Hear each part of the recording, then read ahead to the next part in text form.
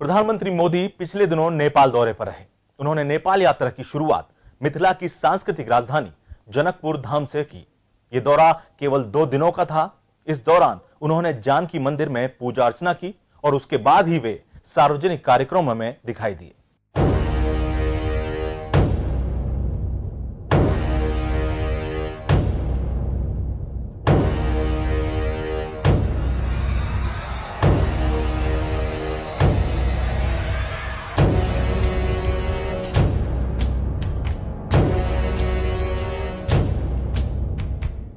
प्रधानमंत्री नरेंद्र मोदी का ये 4 सालों में तीसरा नेपाल दौरा था। भारत में आम चुनाव अगले साल होने हैं। नेपाल से सटा उत्तर प्रदेश, बिहार और पश्चिम बंगाल नई दिल्ली के शासक का भाग्य निर्धारण करेगा। सो एक साथ प्रधानमंत्री मोदी ने रामायण सर्किट, बोधगया, अयोध्या, जनकपुर बस सेवा और पर्यटन विकास की बात कर डाली और हिंदी में मैथिली और नेपाली का भाषाओं का गुणगान भी किया। जनकपुर के 12 बीघा मैदान में प्रधानमंत्री मोदी जब बोल रहे थे तो लग रहा था कि वे किसी चुनाव प्रचार सभा को संबोधित कर रहे हैं।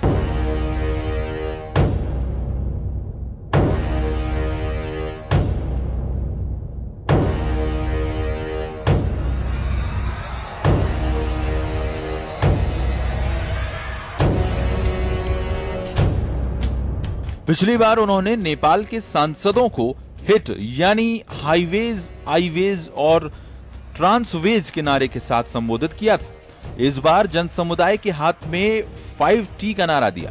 परंपरा, प्रबंध और व्यापार, पर्यटन, प्रविधि और परिवहन को 5P भी कहा जा सकता था।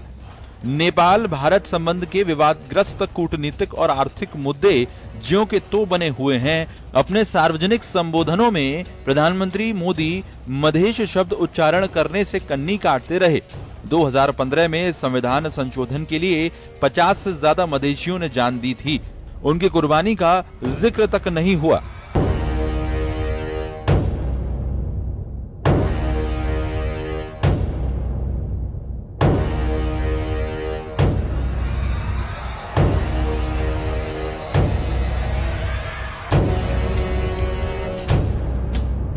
नेपाल के हुक्मरानों को रिझाने की अपीजमेंट पॉलिसी की भी सीमाएं हैं। चीन के सामरिक सरोकार को काठमांडू अनदेखा नहीं कर सकता।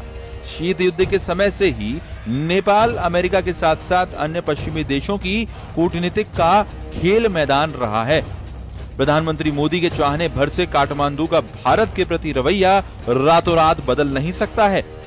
प्रधानमंत्री मोदी की नेपाल यात्रा का उद्देश्य हिंदुत्व की राजनीति को कूटनीतिक रंग देना था, जो कि उन्होंने भली भांति कर दिया।